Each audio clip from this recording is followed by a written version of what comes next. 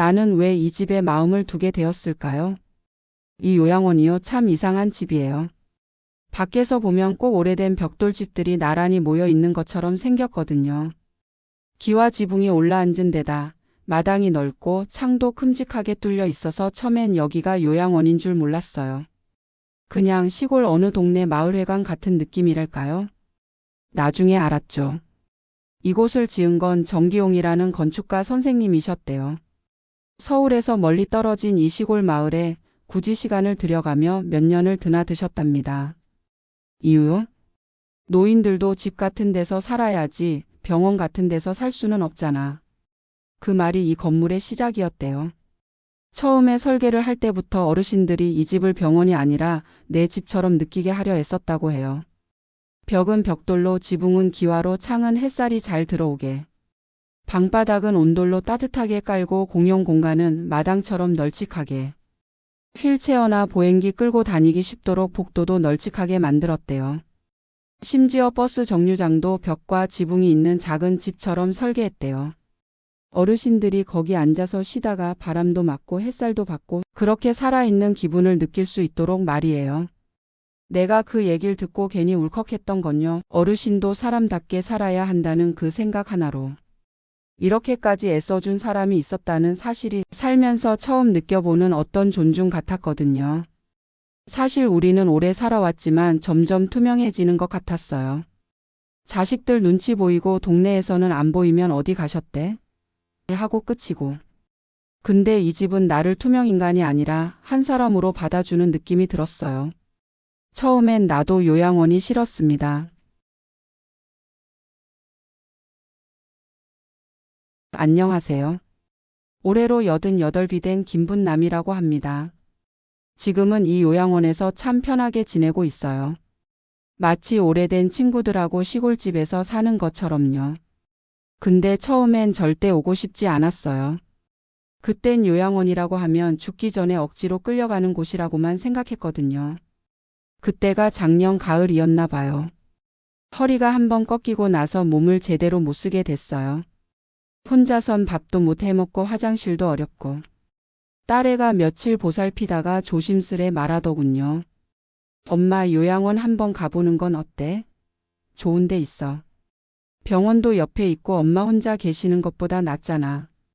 그 말에 얼마나 서운했는지 몰라요. 나 아직 멀쩡한데 나를 내치려는 거구나 싶었어요. 울며 불며 버티다가 결국 한 달 만에 이곳으로 들어오게 됐어요. 차에서 내리는데 마음이 얼마나 무겁던지. 입구에 평화요양원이라고 쓰여 있더군요. 이름만 평화지 마음은 폭풍처럼 요란했죠. 근데 이상하게도 며칠 지나니까 조금씩 마음이 풀리기 시작했어요. 처음 내 방에 들어갔을 때 창이 참 크게 나 있어서 햇살이 환하게 들어오더군요. 병원 같은 싸늘한 냄새가 아니라 따뜻한 나무 냄새. 게다가 바닥도 온돌이래요. 그래서인지 처음 밤부터 발이 참 따뜻했어요. 그리고 더 놀라운 건 사람들. 옆방에 사는 분이 어르신 처음 오셨어요. 제가 고리 던지기 가르쳐 드릴게요 하면서 웃는데 그게 그렇게 고마울 수가 없었어요. 간호사 선생님도 이름을 외워서 불러주시고 아침마다 따뜻한 죽도 챙겨주시고요. 그게요 참 사람 마음을 움직이더군요. 하루 이틀 그렇게 일주일이 지나고 나니 여기가 낯설지 않게 느껴졌어요. 무엇보다 나 혼자라는 생각이 사라졌어요. 밤새 기침하는 할머니를 다 같이 걱정해주고 누가 생일이면 다 모여서 축하해주고요. 아무것도 아닌 것 같은 일들이 참 사람을 살게 해요. 이제는요 딸이 오는 날보다 여기 있는 친구들이랑 수다 떠는 시간이 더 기다려져요. 딸도 그러더라고요. 엄마 얼굴이 확 펴졌네. 그 말 들을 때 눈물이 핑 돌았어요. 나도 몰랐거든요. 내가 이렇게 웃을 수 있는 사람이었는지. 요양원 처음엔 감옥이라 생각했지만 이제는 내 방, 내 창, 내 이름이 있는 진짜 내 집이 되었답니다. 친구가 생기니까 하루가 짧더라고요. 이곳에 오기 전엔 혼자 사는 게 익숙했어요. 그리 좋진 않아도 그럭저럭 살았거든요. 하지만 가만히 생각해보면 웃는 일이 참 없었어요. TV 틀어놓고 밥 먹고 창밖 바라보다 졸다가 또 자고. 말 한마디 안 하고 하루를 보낸 적도 많았죠. 근데 여기선요, 아침에 눈만 뜨면 누가 말을 걸어요. 김분남 어르신 오늘 고리 던지기 하실래요? 할머니 오늘은 단호박죽이에요. 좋아하시죠? 무엇보다도 이 방에서 나와 함께 지내는 영순이가 있어 참 다행이에요. 우린 룸메이트예요. 처음엔 그게 마특잖았어요. 아무리 요양원이라도 낯선 사람과 같은 방을 쓰는 건 썩 내키지 않았거든요. 나는 예민한 편이라 잠자리 불편한 거 정말 못 참는데. 그게 제일 걱정이었어요. 처음 며칠은 둘 다 어색해서 말도 별로 안 했어요. 밤에 뒤척이면 이불 소리도 민망했고 서로 조심조심했죠. 영순이도 말수가 적고 표정이 딱딱했거든요. 참 이 집에선 마음 붙이긴 힘들겠다 싶었어요. 그런데 하루는 제가 밤새 기침을 좀 했거든요. 아침에 눈을 떴더니 제 쪽에 물컵이 하나 놓여 있는 거예요. 할머니 목 괜찮아요? 그게 영순이의 첫 다정한 말이었어요.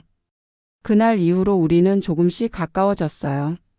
아침엔 서로 먼저 씻겠다며 웃고 저녁엔 나란히 누워 오늘은 고리 2개 성공했지? 하며 수다를 떨죠. 요즘은 누가 먼저 잠드는지 내기라도 하는 것처럼 옆에 누운 친구가 있다는 게 얼마나 든든한지 몰라요. 화투 칠 때면 영순이는 좀 느려요. 그래서 처음엔 내가 쏙 터졌죠. 아이고 그거 한 장 고르는데 왜 그렇게 오래 걸려? 근데 지금은 그 느림이 참 정겹고 고마워요. 그 속도 덕분에 나도 여유를 배우고 있으니까요. 어느 날은 간호사 선생님이 그러더라고요. 두 분은 꼭 자매 같으세요. 그 말 듣고 괜히 기분이 좋았어요. 사실 88살에 이렇게 마음 맞는 친구가 생길 줄 누가 알았겠어요. 오후엔 거실에 모여 고리 던지기를 해요. 내가 그걸 얼마나 못 던지던지 처음엔 창피해서 참여도 안 했죠. 근데 영순이가 어느 날 그러더라고요. 우리 김할머니 잘하네. 일부러 못 던지는 척하는 거 아니요? 그 한마디에 기운이 나서 그날 10개 중에 3개나 성공했어요. 사소한 거지만 그날 밤 잠이 참 잘 오더라고요. 이젠 내가 먼저 말해요. 영순아 오늘은 내가 던져서 이길 거야. 그러면 영순이가 또 그 느린 손으로 화투짝을 탁 던지며 웃어요. 그 웃음 덕분에 요즘은 하루가 참 짧아요. 예전엔 시간에 내가 끌려갔어요. 지루하고 무의미하고 그냥 그렇게 살았죠. 근데 지금은요, 내가 시간을 이끌어가고 있는 기분이에요. 그게 다 친구 덕분이에요. 영순이한테도 고맙고 거실에서 같이 앉아 웃어주는 친구들한테도 고마워요. 이 나이에 친구가 생긴다는 게 얼마나 기쁜 일인지 젊은 사람들은 잘 모를 거예요. 가족은 아니지만 가족보다 더한 사람들이 있어요. 이 집에서 살다 보면 참 자주 듣는 말이 있어요. 어르신 불편하신 데 없으세요? 오늘은 어떤 기분이세요? 어쩌면 평범한 인사 같지만 그 안에는 참 따뜻한 마음이 담겨 있어요. 그 말을 매일같이 건네주는 분들 바로 요양보호사 선생님들이에요. 처음 이곳에 왔을 땐 사실 좀 불편했어요. 낯선 사람이 내 속옷을 갈아주고 머리를 감겨주고 심지어 목욕까지 도와주는데 그게 쉬운 일인가요? 내가 뭐 그렇게 늙었나 싶어서 속으론 자꾸 눈물이 났어요. 처음 며칠은 손도 제대로 못 맡기고 괜찮아요, 내가 할게요 하며 버텼죠. 그런데요, 그 선생님들 눈빛이 참 따뜻했어요. 어르신 저희도 어머니처럼 생각하고 도와드릴게요. 그 말이 거짓이 아니라는 걸 시간이 지나면서 알게 됐어요. 조심조심 손을 닦아줄 때, 밤에 기침할까봐 물컵을 머리맡에 챙겨줄 때, 심지어 화장실에 가고 싶다고 눈만 마주쳐도 금세 와서 팔을 내밀어 줄 때, 그런 순간들을 쌓아놓고 보니까 이분들이 참 대단하다는 생각이 들어요. 돈을 받고 일한다고 하기엔 너무 많은 정이 담겨 있거든요. 어쩌면 자식보다 더 가까이서 더 세심하게 나를 살피고 돌봐주는 사람들이에요. 요즘은요, 목욕날이 기다려지기도 해요. 예전 같으면 부끄럽고 피곤했을 일인데 선생님들이랑 수다 떨면서 뜨끈한 물에 몸 담그면 세상에 이렇게 편안할 수가 없어요. 한 번은 내가 감기 기운이 있어 보였는지 밤에 약을 챙겨주시고 이불을 하나 더 덮어주셨더라고요. 아침에 눈 뜨니까 방 안이 포근하고 그 이불에서 이상하게 엄마 손 같은 냄새가 났어요. 그때 진짜 울컥했어요. 이제 내 옆에서 이불 덮어주는 사람은 없을 줄 알았거든요. 선생님들한테 농담처럼 그런 얘기도 해요. 나 이 집에서 마지막까지 살 거야. 다른데 절대 안 가. 그럼 선생님들이 웃으면서 그러시죠. 당연하죠. 여긴 어르신 집이잖아요. 피 한 방울 안 섞였지만 나를 매일같이 챙겨주는 사람들이 있다는 게 얼마나 든든한지 몰라요. 자식이 멀리 있다고 외롭지 않냐고들 묻지만 글쎄요, 난 하루에도 몇 번씩 가족 같은 사람들한테 어르신 식사하셨어요? 오늘 참 예쁘세요.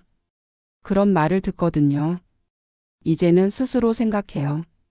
가족이라는 건 함께 사는 피보다 매일 같이 나를 살펴주는 눈빛과 손길 아닐까? 여기선 그런 가족이 참 많아요. 그리고 그게 내 남은 삶의 가장 큰 위로가 되어주고 있어요. 가족은 멀리 있어도 마음은 곁에 있어요. 이곳에서 지낸 지 어느덧 몇 달. 매일이 평화롭고 따뜻하지만 가끔은 문득 바람 한 줄기에 눈물이 핑 돌 때가 있어요. 그럴 땐 가족이 보고 싶다는 뜻이지요. 내게는 딸이 하나 있어요. 내가 아프고 혼자 힘들어지자 요양원 이야기를 처음 꺼냈던 아이. 그때는 그 말이 얼마나 서운했는지 몰라요. 이 아이가 날 버리는 건가 싶어서 밤새 울었죠. 근데 이제는 알아요. 그 애도 얼마나 고민했는지 나보다 더 가슴 아팠을 거라는 걸요. 요양원에 와서 지내다 보니 가족과 멀어졌다는 생각보다는 오히려 더 가까워졌다는 느낌이 들어요. 딸은 자주 오진 못해요. 가게도 해야 하고 아이들도 챙겨야 하니까요. 그래도 오는 날은 꼭 전화 먼저 하고 내가 좋아하는 먹을거리며 속옷까지 잔뜩 챙겨와요.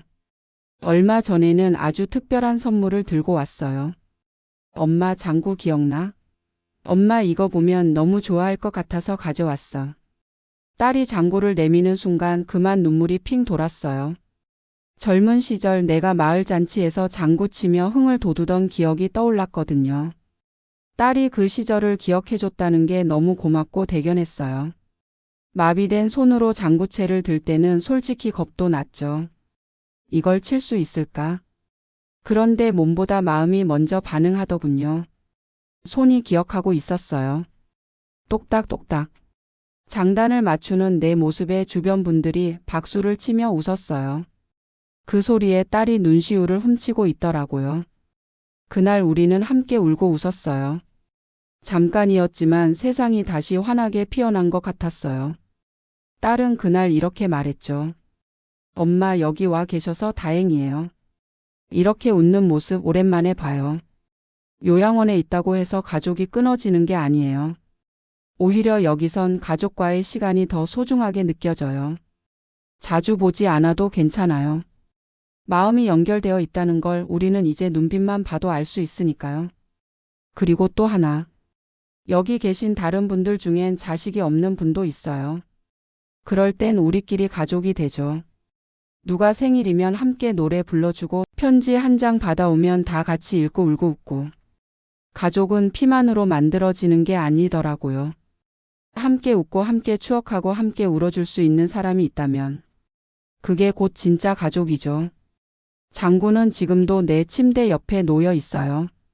가끔 들춰보며 딸 얼굴을 떠올리고 그날의 흥겨웠던 소리를 다시 떠올려요. 그게 내겐 세상에서 가장 따뜻한 음악이 되었답니다. 이 집은 우리 모두가 함께 만드는 집이에요. 요즘엔요, 아침에 눈을 뜨면 먼저 창밖을 봅니다. 우리 방 창이 좀 커요. 햇살이 쏟아져 들어올 땐 마치 오늘도 잘 살아보자 하고 누가 내 어깨를 토닥여주는 것 같아요. 나는 밖에 잘 못 나가니까 창이 세상과 연결된 통로가 되어주지요. 그런데 이 창보다 더 따뜻한 건 바로 이 집 안에 있는 사람들이에요. 여긴 참 이상한 곳이에요. 서로 이름도 몰랐던 사람들이 모여 살면서 어느새 가족보다 더 가까운 사이가 되어버리거든요. 예를 들면 복순 할머니는 올해 104살이에요. 이 집 최고령자지요. 말씀은 별로 안 하셔도 누가 지나가면 늘 미소로 손을 흔드세요. 그 작은 손짓 하나에 마음이 따뜻해져요. 아, 오늘도 잘 살자 그런 다짐이 들기도 하고요. 거실에선 늘 뭔가가 벌어져요. 고리 던지기, 색칠 공부, 노래 부르기. 한 번은 선생님이 종이접기 수업을 하셨는데 다들 진지하게 종이학을 접으면서도 서로의 손을 잡아주고 그거 아니야 이렇게 접어야지 하며 웃음이 끊이질 않아요. 내가 요즘 가장 좋아하는 시간은 점심 먹고 나서예요. 거실에서 영순이랑 복순이랑 같이 앉아 하루 일과를 정리하는 시간이죠. 오늘 반찬이 좀 짰지? 근데 나 그 무나물은 맛있었어. 별것 아닌 대화를 나누며 커피 한 모금 마시면 그게 참 평온해요. 어떤 날은 사소한 평화가 사람을 살린다는 걸 느껴요. 물론 가끔은 다툼도 있어요. TV 채널 왜 바꿨어요? 이 자리는 내가 먼저 앉았어요. 그럴 땐 선생님들이 중재를 해주시고 우린 금세 웃으며 또 같이 밥을 먹어요. 이 집은 서로 마음이 부딪히기도 하지만 다시 붙잡아주는 집이에요. 참 이런 일도 있었어요. 내가 며칠 열이 나서 방에 누워 있었거든요. 그런데 그날 저녁 영순이가 내 방에 슬그머니 들어와 귤 하나를 손에 쥐어주는 거예요. 오늘은 좀 나아요? 말 한마디가 그렇게 따뜻할 수가 없더라고요. 그날 밤 귤 하나 먹고 얼마나 행복했는지 몰라요. 여긴 병원이 아니에요. 누가 아프면 다 같이 걱정하고 누가 생일이면 다 같이 축하하고 누가 기분이 안 좋으면 우리 김할머니 오늘따라 조용하네? 하고 먼저 다가오는 사람들. 그런 사람들이 있는 집이에요. 나는 가끔 생각해요. 혼자 사는 게 익숙했던 내가 이렇게 함께 사는 기쁨을 다시 배울 줄은 몰랐다고. 여기서 나는 나 혼자가 아니에요. 우리라는 단어 속에 자연스럽게 섞여 있는 나가 되었어요. 이 집이 편한 건 시설이 좋아서만이 아니라 사람들 덕분이에요. 그리고 나는 오늘도 내 방 창으로 들어오는 햇살을 보며 참 잘 왔다 이 집에 하고 속으로 중얼거려요. 나는 아직 이렇게 가을을 느낍니다. 가을이 오면 이 집은 참 예뻐져요. 정원 앞에 늘어선 단풍나무들이 붉게 물들기 시작하면 마당 전체가 마치 누가 수채화 물감을 뿌려놓은 것처럼 곱지요. 창을 열면 바람에 낙엽이 휘날리고 햇살은 따사롭고 참 이상해요. 예전엔 그렇게도 스쳐 지나가던 계절이 이젠 이렇게 깊이 마음에 들어와요. 나는 주로 방 안에 앉아 창밖을 봅니다. 휠체어를 밀며 복도 끝 마당 끝까지 나가면 나무 아래 벤치가 있어요. 그곳에 앉아 단풍이 몇 장을 손에 쥐면 가슴 한쪽이 따뜻해져요. 가끔은 복순이도 영순이도 같이 나와요. 우리 셋은 바람이 너무 차지 않은 날엔 그 벤치에 앉아 이야기를 나누지요. 어르신 여기가 단풍 명소예요. 선생님이 웃으며 사진도 찍어주시고 그 사진은 나중에 복도 게시판에 붙여져요. 그걸 보며 또 한참을 웃어요. 그렇게 우리는 지금을 남기고 지금을 살고 있어요. 가을이면 또 하나 기다려지는 게 있어요. 바로 생일 잔치와 특별 공연이에요. 이번 달엔 우리 방에 둘이나 생일이 겹쳤거든요. 간호사 선생님들이 케이크를 사오고 공연팀이 와서 노래도 부르고 춤도 추고 우린 박수도 치고 웃음도 터뜨리고 가끔은 따라 부르다 울컥하기도 해요. 생일 축하합니다. 사랑하는 우리 어르신. 그 노래 한 곡에 온 방이 따뜻해지고 케이크에 불을 끄는 순간 누가 뭐래도 내가 살아있구나 하는 감정이 확 밀려옵니다. 그날 나는 손녀가 보내준 편지를 꺼내 읽었어요. 할머니, 저는 요즘도 학교 다니고 있어요. 할머니가 그립고 보고 싶어요. 할머니가 예쁘게 웃는 사진 엄마가 보여줬어요. 그 편지를 읽고 마음이 뭉클했어요. 내가 요양원에 있다고 가족과 멀어진 게 아니라는 걸 새삼 느꼈죠. 그날 밤 잠자기 전 영순이가 조용히 제게 말했어요. 우리 참 오래 살았어요. 그쵸? 나는 고개를 끄덕이며 대답했어요. 맞아요. 오래 살았고 지금도 살고 있어요. 요양원에 있다고 삶이 멈춘 게 아니에요. 오히려 이곳에서 나는 내 인생의 가을을 조용히 그리고 깊이 음미하며 살고 있어요.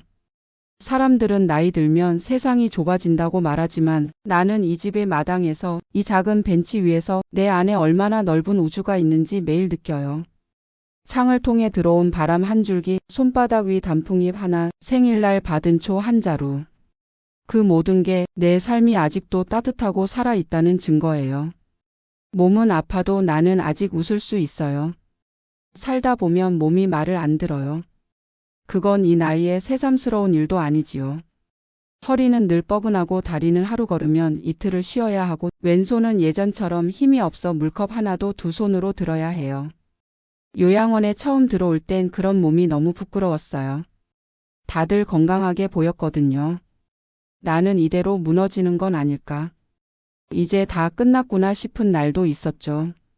그러던 어느 날 복도에서 만난 할아버지 한 분이 휠체어를 밀며 그러셨어요. 다리 안 움직이는 건 괜찮아. 대신 내가 이렇게 돌아다닐 수 있게 해주는 사람이 있잖아. 그게 얼마나 고마운 일인지 몰라요. 그 말을 듣고 마음속 무거운 돌 하나가 쿵 하고 내려앉았어요. 생각해보면 몸은 불편해도 사람은 살아있어요. 그리고 살아있다는 건 웃을 수 있다는 거예요. 요즘 나는 하루에도 몇 번씩 웃어요. 선생님이 넘어질 뻔하다가 엉뚱한 농담을 할 때 영순이가 화투를 거꾸로 내밀고 이겼다. 고 우길 때 TV에서 개그 프로그램보다 더 재밌는 건 우리끼리 오가는 그 짧은 대화 속에 있어요. 며칠 전엔 목욕하는 날이었어요. 나는 간지럼을 심하게 타서 매번 참느라 혼이 나요. 근데 선생님이 거품을 문질러 주다 말고 갑자기 어르신 이건 간지럼이 아니라 마사지예요. 하는데 그 말에 나도 모르게 까르르 웃음이 터졌죠. 웃다 보면 아프다는 감각도 좀 잊혀져요. 그리고 그 웃음이 지나간 자리에 조금씩 용기가 남아요. 내일도 해볼 수 있겠다는 마음. 요즘은 아픈 몸을 감추려 하지 않아요. 지팡이 짚는 것도 당당하게, 휠체어에 앉아 있는 것도 부끄럽지 않게, 그게 나니까요. 약해진 몸을 받아들이는 게 나를 더 깊이 이해하게 만드는 시간이에요. 이곳에선 누구 하나 왜 이렇게 못하세요? 하는 사람이 없어요. 조금 천천히 하셔도 괜찮아요. 제가 옆에 있어요. 그렇게 말해주는 사람들이 있죠. 그 말 한마디가 정말 큰 힘이 돼요. 가끔은 거울을 보며 주름진 내 얼굴을 가만히 바라봐요. 예전엔 젊고 예뻤던 얼굴인데 지금은 참 많이도 변했지요. 하지만 그 주름 하나하나가 지나온 시간의 자국이자 내가 살아왔다는 증거라는 걸 이젠 알겠어요. 몸은 예전 같지 않지만 나는 지금도 나예요. 그리고 나는 오늘도 살아가요. 때론 아프고 때론 웃고 때론 기대며. 여긴 웃음꽃 피는 마을이에요. 사람들은 요양원이라고 하면 매일 똑같은 하루 반복되는 식사 조용한 복도만 떠올리겠지요. 하지만 여기는 달라요. 여기도 설날이 있고 추석이 있고 생일이 있고 크리스마스가 있어요. 그리고 그날엔 마치 축제라도 열린 것처럼 요양원 전체가 살아 숨쉬는 느낌이 들어요. 얼마 전엔 복순 할머니 생신이었어요. 104살 생일 생각해 보세요. 세상이 얼마나 변하는 걸 두 눈으로 다 본 분이죠. 그날은 선생님들이 미리 풍선도 붙이고 예쁜 종이꽃도 만들었어요. 복순이 할머니 머리엔 진짜 생화 머리핀까지 꽂아주셨죠. 할머니가 거울을 보며 내가 꼭 안내하실 때 우리 모두 웃었어요. 그 웃음이 얼마나 오래 남았는지 몰라요. 또 어떤 날은 외부 공연팀이 와서 악기 연주도 해줘요. 장구, 꽹과리, 아코디언까지 다 동원돼서 거실이 순식간에 공연장이 되죠. 그럼 어르신들 평소엔 조용하다가도 리듬 타고 손뼉 치고 어떤 분은 자리에서 벌떡 일어나시기도 해요. 그 순간만큼은 다 같이 젊어져요. 이게 바로 같이 산다는 의미 아닐까요? 그리고 명절날 떡국 냄새가 퍼지면 아, 오늘은 우리도 가족처럼 모이는 날이구나 싶어요. 누군가는 자식이 오고 누군가는 선생님들이 가족처럼 함께 해주고 그리고 다 같이 둘러앉아 웃고 떠들며 식사를 하죠. 그 식탁 위엔 비싼 음식은 없어도 따뜻한 말이 있고 서로를 챙기는 눈빛이 있어요. 작년 크리스마스엔 작은 트리 하나에 불을 켜고 손수 만든 산타 모자도 나눠 썼어요. 그날은 선생님들이 어르신 이름으로 작은 선물도 준비했는데 내 선물은 예쁜 스카프였어요. 포장을 뜯으며 나는 혼잣말처럼 말했죠. 이렇게까지 챙겨주다니 내가 무슨 큰 복을 받았나. 그날 저녁 방 안 조명이 조금 어두워졌을 때 내가 직접 그 스카프를 목에 둘러봤어요. 따뜻했어요. 목만이 아니라 마음도. 이곳은요, 그냥 병상이 늘어선 공간이 아니에요. 하루하루를 함께 기억해주는 마을이에요. 누가 태어난 날, 누가 웃은 날, 심지어 누가 슬펐던 날도 함께 나눠요. 사람이 사람을 기억해 준다는 건 그 어떤 약보다 더 큰 힘이 돼요. 그게 바로 이 집이 가진 가장 큰 선물이에요. 나는 이제 압니다. 여기선 특별한 날이 아니어도 특별한 순간이 많다는 걸. 그걸 함께 느낄 수 있는 사람들이 곁에 있다는 건 그게 살아있는 기쁨이죠. 창밖을 보며 삶을 다시 생각합니다. 요즘 나는 생각이 많아요. 오래 살다 보면 사람은 묘하게 조용해지지요. 뭔가를 크게 이루겠다든가 누굴 이기겠다는 마음보단 하루를 무사히 넘기고 누가 나를 한번 웃게 해주면 그게 고맙고 햇살이 잘 드는 날이면 그걸로도 충분해요. 여기 요양원에 와서 하루하루 비슷한 일상이 반복되는 것처럼 보여도 사실은 매일이 다 달라요. 어떤 날은 창밖에 참새가 와서 나뭇가지에 앉고 어떤 날은 간호사 선생님이 나 몰래 귤 한쪽을 더 챙겨주고 어떤 날은 영순이가 내 손을 꼭 잡아주기도 해요. 아무 일도 없어 보이는 날들 속에서 나는 작은 기적들을 매일 만나요. 내가 창밖을 자주 보는 이유는 그 안에 아직도 내가 좋아하는 세상이 있기 때문이에요. 하늘이 파랗고 바람이 부는 날이면 참 잘 살았구나 싶어요. 지금은 바쁘게 오르내리던 인생의 계단을 잠시 멈추고 그냥 그 자리에 앉아 삶이 흘러가는 풍경을 천천히 바라보는 중이에요. 젊을 땐 감사할 줄 몰랐어요. 모든 게 당연하다고 생각했죠. 걸을 수 있다는 것, 혼자 밥을 먹을 수 있다는 것, 누가 이름을 불러준다는 것, 심지어 누군가 날 기억해 준다는 것마저도요.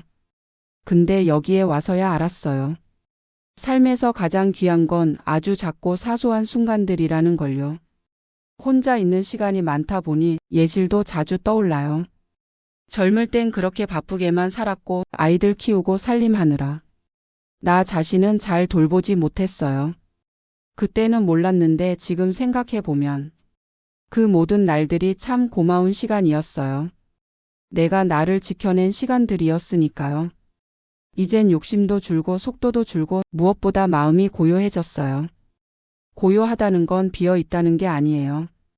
채워야 할 것들이 하나둘 사라지고 지금 있는 것에 만족하는 법을 배운 거지요. 나는 이제 무언가를 더 바라기보단 지금의 이 고요함이 오래 가길 바라요. 창가에 앉아 햇살을 느끼고 누군가 내 이름을 부르고 밥을 먹고 웃고 가끔 울고 그렇게 하루가 지나면 아, 오늘도 잘 살았다고 말할 수 있으면 좋겠어요. 요양원에 오기 전엔 이런 생각은 못했어요. 그저 끝나는 삶이라 생각했죠. 하지만 지금은 알아요. 끝이 아니라 다르게 사는 삶이 시작된 거란 걸. 여기서 나는 내 삶을 다시 배우고 있어요. 그리고 매일 내 마음속 창문 하나씩 더 크게 열고 있어요. 오디오북 10장. 나는 여기서 다시 사람으로 살고 있어요. 이제는 이 집에 온 지도 꽤 시간이 흘렀습니다. 처음엔 이곳이 낯설고 서럽고 눈물만 나던 공간이었죠. 하지만 지금은 누구보다 내가 이곳을 좋아하고 있다는 걸 스스로도 느낍니다. 나는 이곳에서 다시 사람답게 산다는 것이 무엇인지 배웠어요. 아프다고 해서 늙었다고 해서 모든 걸 내려놓아야 하는 건 아니더군요. 내 이름을 불러주는 사람이 있고 내 이야기에 귀 기울여주는 친구가 있고 아침에 좋은 하루 되세요 하고 웃으며 밥을 건네주는 사람이 있다는 것. 그게 사람이 사람답게 사는 시작이더라고요. 요양원이라는 말을 들으면 아직도 많은 분들이 감옥 같다고 생각하죠. 하지만 이곳은 결코 그런 곳이 아니에요. 사람이 사람답게 마지막까지 존중받으며 살아가는 집, 그게 바로 우리가 함께 사는 이 공간입니다. 어느 날 선생님이 그러셨어요. 김분남 어르신은 이 집의 햇살 같은 분이에요. 그 말에 괜히 눈물이 났어요. 나는 지금도 누군가에게 따뜻함이 될 수 있다는 것, 그게 참 고마웠어요. 내가 이 나이에 다시 웃게 될 줄, 장구를 다시 두드릴 줄, 귤 한쪽에 마음이 녹을 줄. 예전엔 상상도 못했어요. 여기엔 그런 작고 따뜻한 순간들이 하루하루를 채워줘요. 그리고 그런 순간들이 모여 내 남은 인생을 더욱 소중하게 만들어줍니다. 우리는 모두 언젠가 나이 들고 누군가의 도움을 받게 될 날이 오겠지요. 그때 부디 그 삶이 부끄럽지 않기를 바라요. 늙는다는 건 초라해지는 게 아니라 조금 느려지는 것뿐이고 더 깊어지는 것일지도 모르니까요. 나는 이 집에서 내 이름을 되찾았고 내 웃음을 되찾았고 내 삶을 다시 받아안게 되었습니다. 그리고 조용히 다짐합니다. 오늘 하루도 잘 살아냈다고. 내일도 누군가에게 따뜻한 사람이 되어보겠다고. 부디 당신도 기억해 주세요. 요양원은 외로움의 끝이 아니라 새로운 공동체의 시작이 될 수 있다는 것. 그 안에서 우리는 서로의 이름을 부르고 서로의 손을 잡고 서로의 마지막을 함께 살아주는 진짜 사람이 되어 갑니다. 이곳에서 나는 비로소 다시 사람으로 살고 있어요.